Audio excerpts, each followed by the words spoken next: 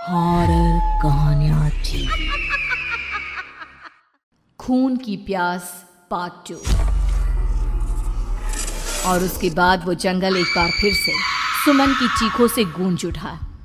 लेकिन आज की रात सुमन की चीखों को सुनने वाला वहां पर कोई भी नहीं था।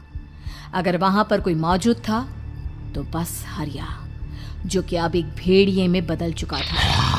सुमन के बालों को पकड़कर घसीटते हुए वो जंगल के बीचों बीच एक जगह पर ले जा रहा था। अगली सुबह गांव में। अरे भाई, पता नहीं क्या बात है, अपने गांव का हरिया किसान और उसकी पत्नी सुमन दोनों गायब हैं। दोनों का कोई अता पता नहीं। अरे कैसी बातें कर रहे हो भाई, ये कब हुआ है? अरे पूरे गांव में खबर फैली पड़ी है।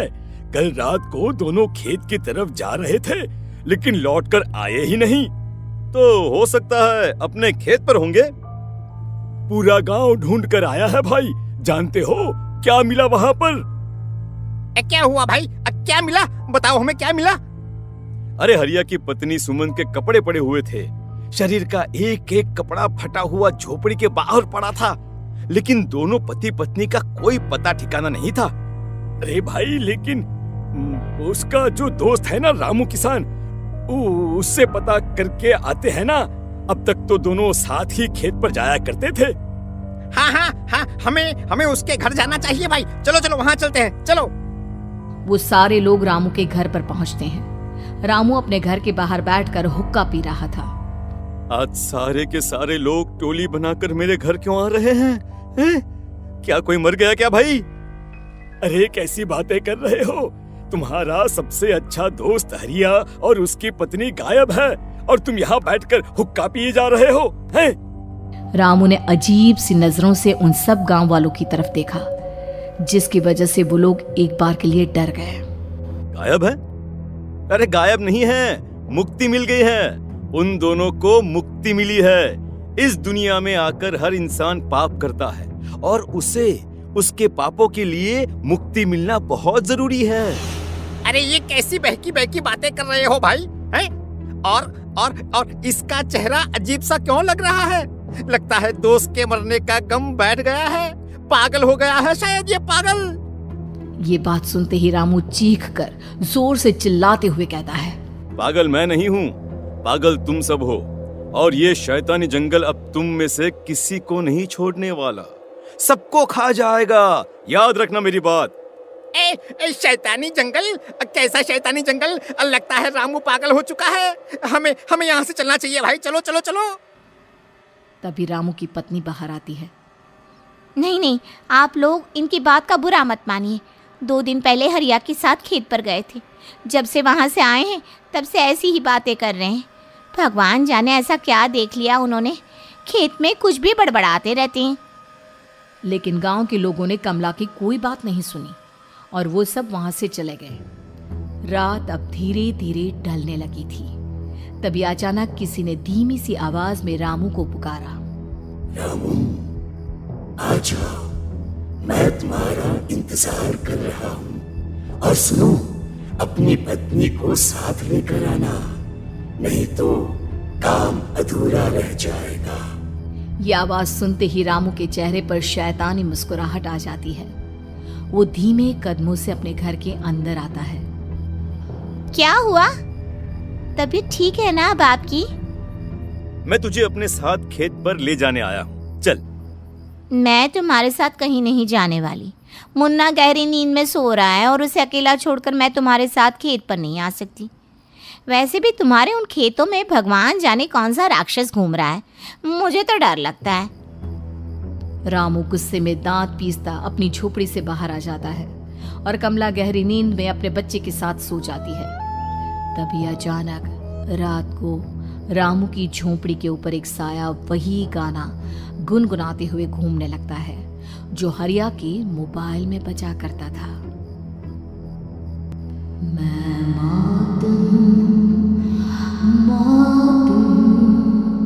मौत जो पसरी है चारों ओर, जो आएगी कहीं से भी निगल जाएगी सबको। मैं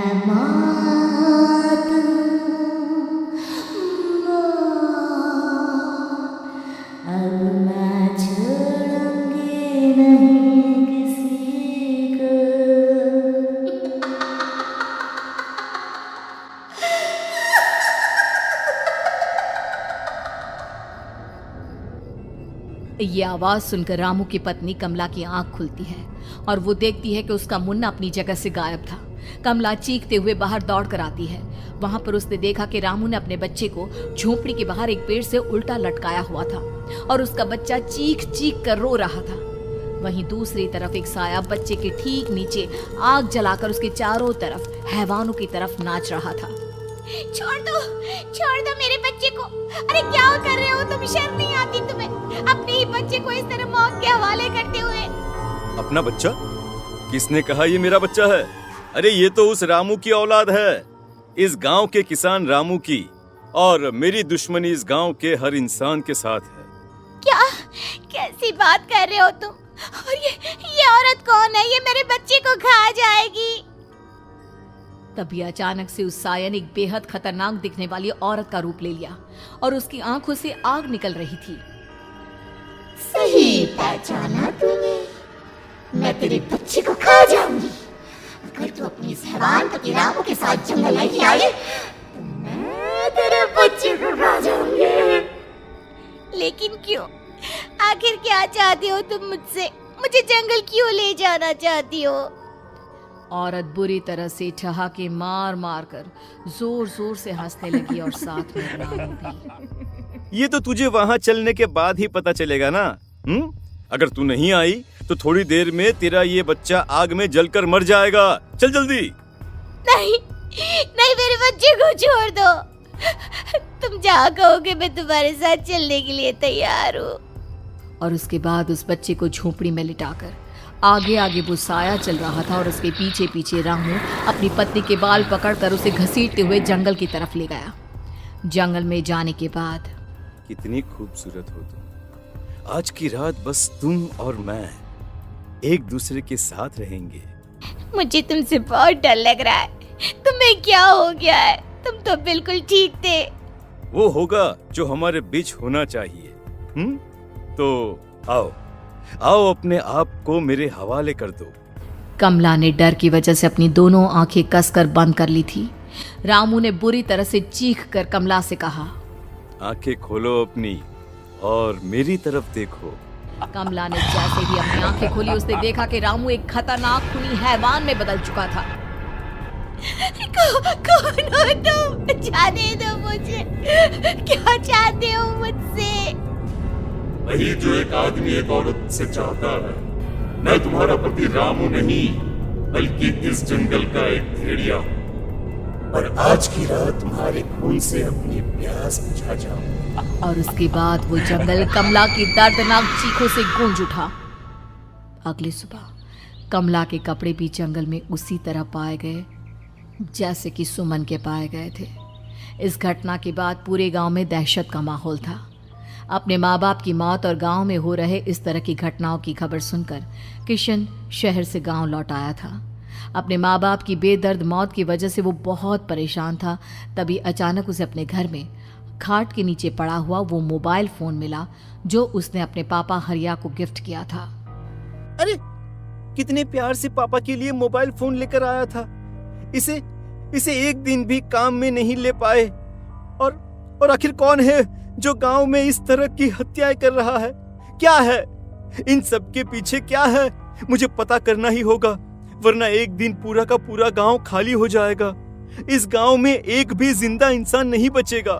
गांव के लोगों की मदद करने के इरादे से किशन अपने गांव से दूर एक दूसरे गांव में बहुत बड़े तांत्रिक के पास मिलने के लिए गया। तांत्रिक बाबा, अब आप ही कुछ उपाय बता सकते हैं। भगवान जाने हमारे गांव को किसकी नजर लग गई है। नजर नहीं लगी है, किसी ने तुम्हारे गांव को बद्दुआ दी है। किसी सताई हुई आत्मा का प्रकोप है और अब वो पूरे गांव में किसी को नहीं छोड़ेगी जब तक उसकी आत्मा को शांति नहीं मिल जाती। अरे लेकिन ऐसा कौन है बाबा? किसकी आत्मा है और कैसे मिलेगी उसे शांति? मौत है मौत, कहीं से भी आएगी और सबको निगल जाएगी। इससे बचने का सिर्फ एक ही उपाय है, लेकिन उस उपाय को करना आसान नहीं होगा। जो भी उस उपाय को करने की कोशिश करेगा उसकी जान जा सकती है।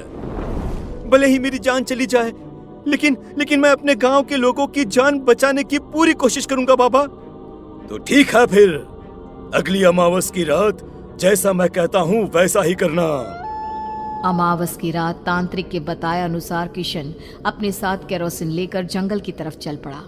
उसके हाथ में देवी के मंदिर का सिंदूर भी था। किशन जंगल के बीचों बीच पहुंचा। ये देखकर उसकी आंखें फटी की फटी रह गई। वहां एक उबलते पानी का तालाब था और कई लोगों की लाश लटक रही थी। किशन की माँ बाप की लाश भी वहीं थी। माँ, बापू, क्या हो गया? ये क्या हो गया? तभी वहां पर एक औरत और आदमी आते हैं। उन्हें देखकर किशन चौंक जाता है। गोपाल काका, आपकी तो 5 साल पहले मौत हो गई थी। और निर्मला काकी, आप? हाँ, मौत तो हो गई थी, लेकिन तुम ये नहीं जानते कि हमारी मौत कैसे हुई थी। क्या कहना चाहते हैं आप? कुछ नहीं, बस ये जान लो कि अब इस गांव में कोई जिंदा नहीं बचेगा। लेकिन क्यों काकी? क्योंकि 5 साल पहले इन गांव वालों ने मुझे डायन बताकर पत्थर मार मार के मार डाला। मेरी कोई गलती नहीं थी। गांव का एक बच्चा क्या लापता हुआ, सारा इल्जाम मेरी पत्नी पे डाल दिया। और जब मैंने निर्मला की जान बचाने की कोशिश की तो मुझे भी मार डाला। आपके साथ ये बहुत गलत हुआ काकी, लेकिन आप जो कर रहे हैं वो भी सही नहीं है ना? तुम यहाँ से चले जाओ वरना तुम भी नहीं बचोगे। हमारी आत्मा पिछले 5 साल से मुक्ति के लिए भटक रही है। चले जाओ यहाँ से। मौका देखकर किशन सिंदूर उन दोनों के ऊपर डाल देता है। उनका शरीर जलने लगता है और वो भयानक तरीके से चिल्लाने लगते हैं। अगले ही पल किशन उनके ऊपर केरोसिन डाल देता है और वो दोनों जल जाते हैं। किशन अपने माँ बाप और दूसरी लाशों का अंतिम संस्कार करवाता है और अपने घर लौट आता है। लेकिन वो अभी भी इस बात से अनजान है कि मोबाइल अभी भी बज रहा था। मैं मौत हूँ, मौत।